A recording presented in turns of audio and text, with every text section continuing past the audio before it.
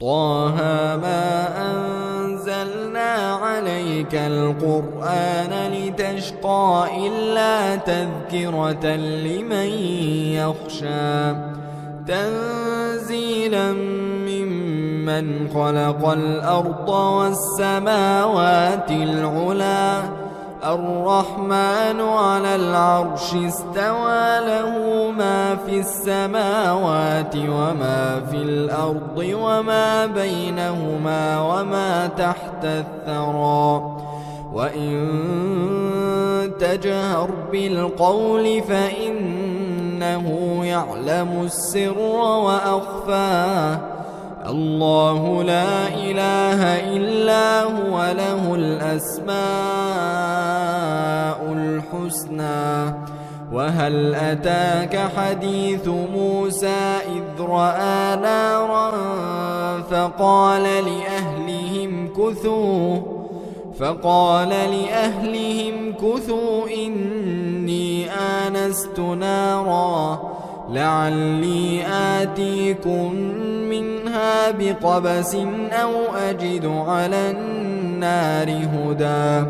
فلما أتاها نودي يا موسى إني أنا ربك فاخلع عليك إنك بالواد المقدس طوى وأنا اخترتك فاستمع لما يوحى إنني أنا الله لا إله إلا أنا فاعبدني وأقم الصلاة لذكري إن الساعة آتية أكاد أخفيها لتجزى كل نفس بما تسعى فلا يصدنك عنها من لا يؤمن بها واتبع هواه فتردى وما تلك بيمينك يا موسى قال هي عصاي أتوكأ عليها وأهش بها على غنمي ولي فيها مآرب أخرى قال ألقها يا موسى فألقاها فإذا هي حية تسعى قال خذها ولا تخف سنعيدها سيرتها الأولى واضمم يدك إلى جناحك تخرج بيضاء من غير سوء آية أخرى لنريك من آياتنا الكبرى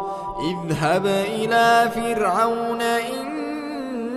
إنه طغى قال رب اشرح لي صدري ويسر لي أمري واحلل عقدة من لساني يفقه قولي واجعل لي وزيرا من أهلي هارون أخي اشدد به أزري وأشركه في أمري كي نسبحك كثيرا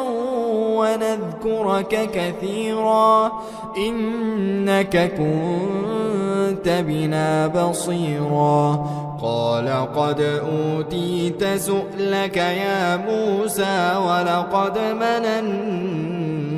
عليك مرة أخرى إذ أوحينا إلى أمك ما يوحى أن اقذفيه في التابوت فاقذفيه في اليم فليلقه اليم بالساحل يأخذه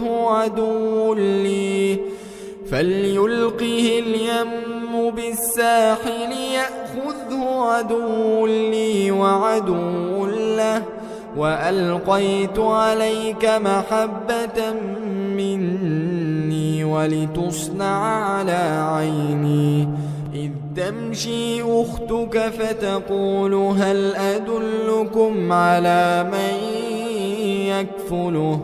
فرجعناك إلى أمك كي تقر عينها ولا تحزن وقتلت نفسا فنجيناك من الغم وفتناك فتونا فلبثت سنين في أهل مدين ثم جئت على قدري يا موسى واصطنعتك لنفسي اذهب أنت وأخوك بآياتي ولا تنيا في ذكري اذهبا إلى فرعون إنه طغى فقولا له قولا لينا لعله يتذكر أو يخشى قالا ربنا إننا نخاف أن يفرط علينا أو أن يطغى قال لا تخافا إنني معكما أسمع وأرى فأتياه فقولا إنا رسولا ربك فأرسل معنا بني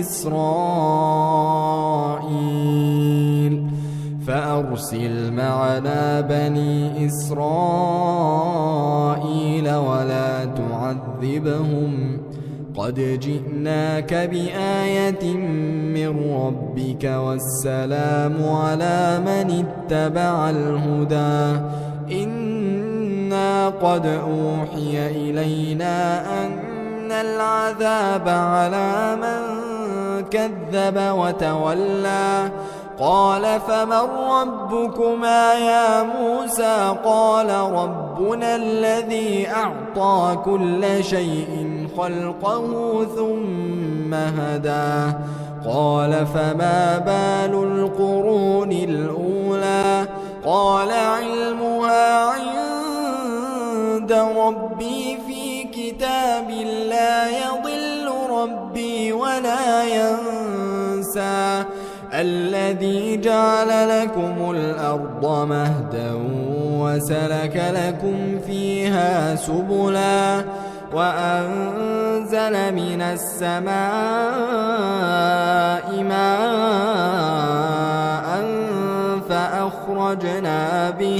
فأخرجنا به أزواجا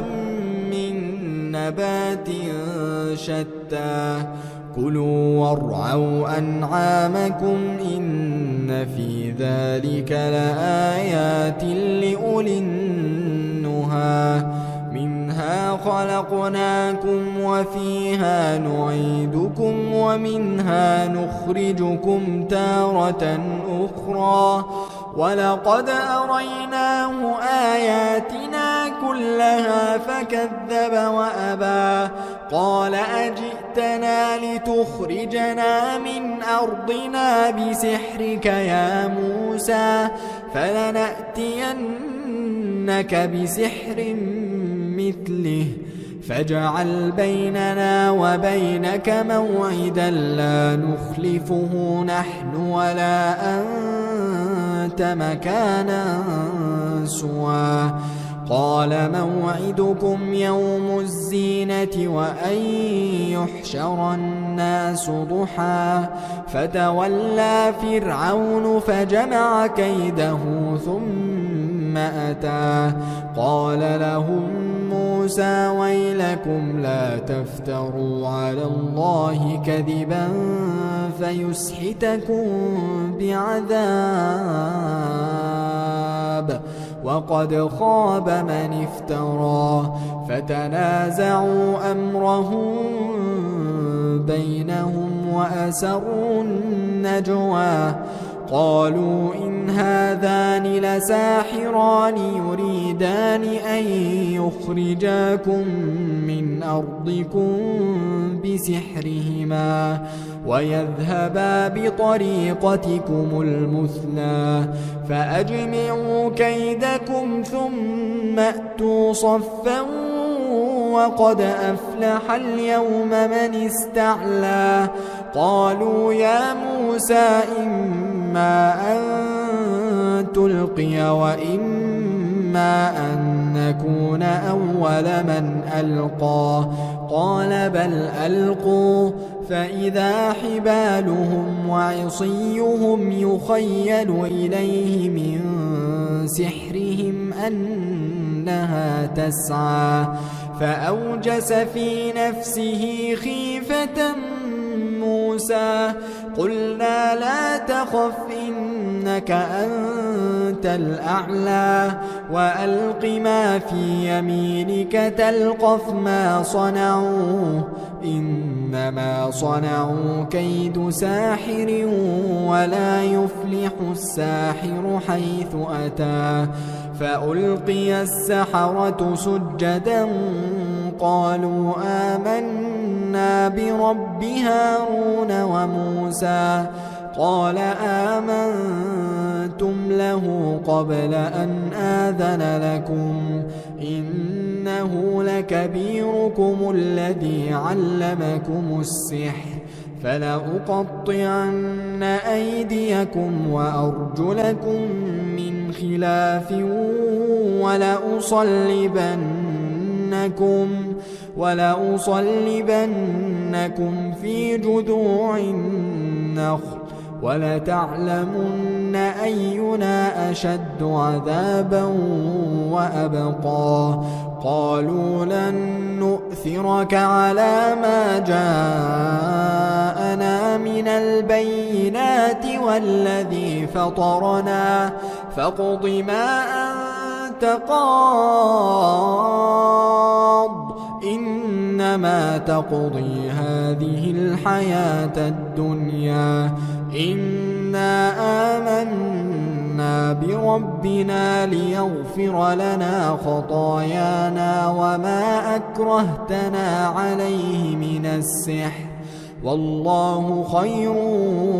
وأبقى إنه من يأت ربه مجرما فإن له جهنم لا يموت فيها ولا يحيا ومن يأته مؤمنا قد عمل الصالحات فأولئك لهم الدرجات العلى جنات عدن تجري من تحتها الأنهار خالدين فيها وذلك جزاء من تزكى ولقد أوحينا إلى موسى أن أسر بعبادي فاضرب لهم طريقا في البحر يبسا لا تخاف دركا ولا تخشى فأتبعهم فرعون بجنوده فغشيهم من اليم ما غشيهم وأضل فرعون قومه وما هدى يا بني إسرائيل قد أنجيناكم من عدوكم وواعدناكم جانب الطور الأيمن ونزلنا عليكم المن والسلوى كلوا من طيبات ما رزقناكم ولا تطغوا فيه فيحل عليكم غضبي ومن يحلل عليه غضبي فقد هوى وإني لغفار لمن تاب وآمن وعمل صالحا ثم اهتدى وما أعجلك عن قومك يا موسى قال هم أولئك على أثري وعجلت إليك رب لترضى قال فإنا قد فتنا قومك من بعدك وأضلهم السامري فرجع موسى إلى قومه غضبان أسفا قال يا قوم ألم يعدكم ربكم وعدا حسنا أفطال عليكم العهد أم أردتم أن يحل عليكم غضب من ربكم فأخلفتم موعدي قالوا ما أخلفنا موعدك بملكنا ولكننا حملنا أوزارا من زينة القوم فقذفناها فكذلك ألقى السامري فأخرج لهم عجلا جسدا له خوار فقالوا هذا إلهكم وإله موسى فنسيه أفلا يرون ألا يرجع إليهم قولا ولا يملك لهم ضرا ولا نفعا ولقد قال لهم هارون من قبل يا قوم إنما فتنتم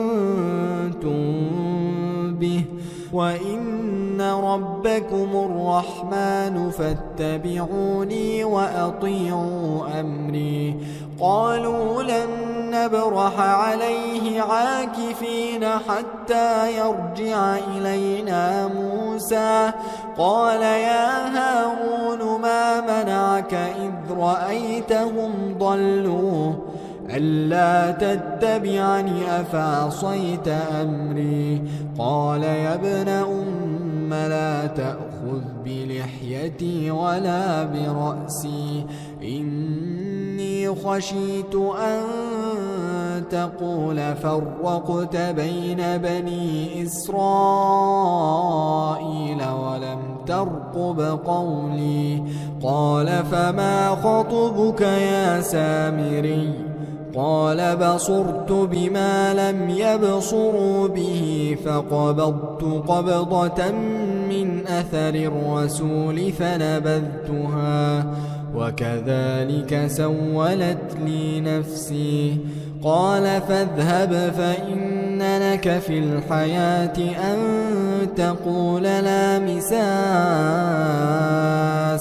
وإن لك موعدا لن تخلفه وانظر إلى إلهك الذي ظلت عليه عاكفا لنحرقنه ثم لننسفنه في اليم نسفا إنما إلهكم الله الذي لا إله إلا هو وسع كل شيء علما كذلك نقص عليك من أنباء ما قد سبق وقد آتيناك من لدنا ذكرا من أعرض عنه فإنه يحمل يوم القيامة وزرا خالدين فيه وساء لهم يوم القيامة حملا يوم ينفخ في الصور ونحشر المجرمين يومئذ زرقا يتخافتون بينهم إن لبثتم إلا عشرا نحن أعلم بما يقولون إذ يقول أمثلهم طريقة إن لبثتم إلا يوما ويسألونك عن الجبال فقل ينسفها ربي نسفا فيذرها قاعا صفصفا لا ترى فيها عوجا ولا أمتا يومئذ يتبعون الداعي لا عوج له وخشعت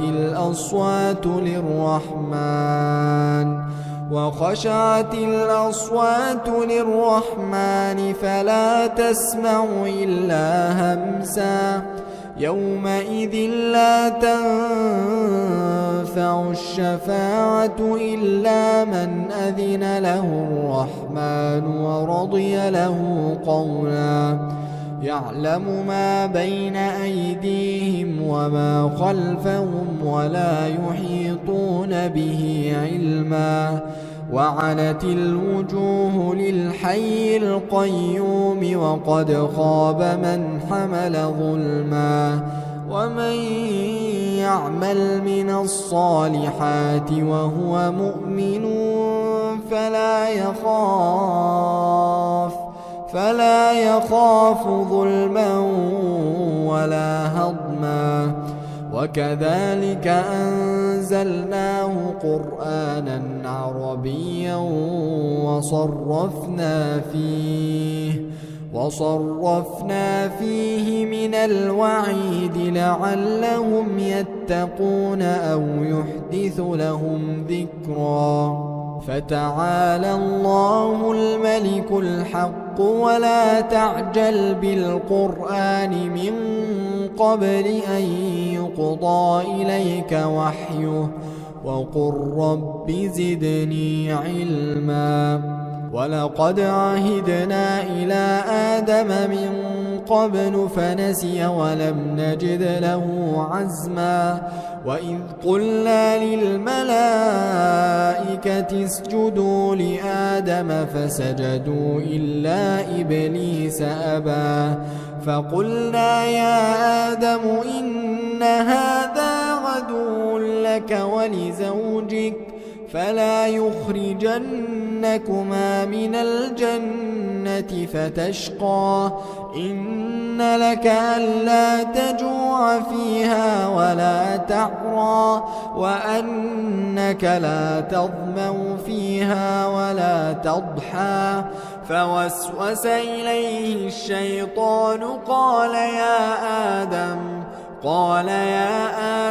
هل أدلك على شجرة الخلد وملك لا يبلى فأكلا منها فبدت لهما سوآتهما وطفقا يخصفان عليهما من ورق الجنة وعصى آدم ربه فغوى ثم اجتباه ربه فتاب عليه وهدى قال اهبطا منها جميعا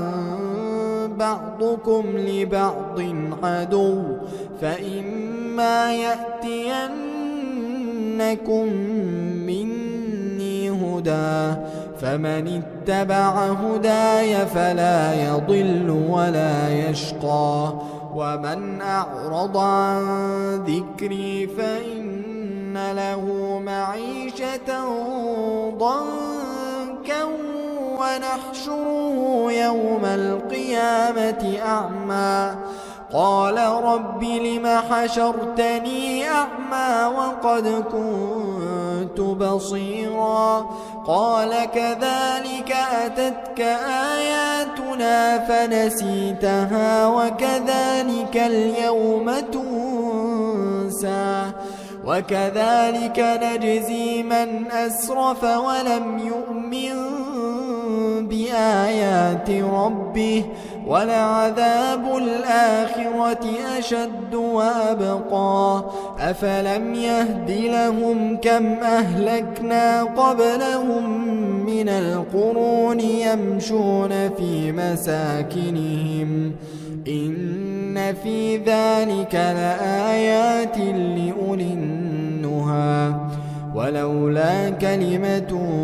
سبقت من ربك لكان لزاما وأجل مسمى فاصبر على ما يقولون وسبح بحمد ربك قبل طلوع الشمس وقبل غروبها ومن آناء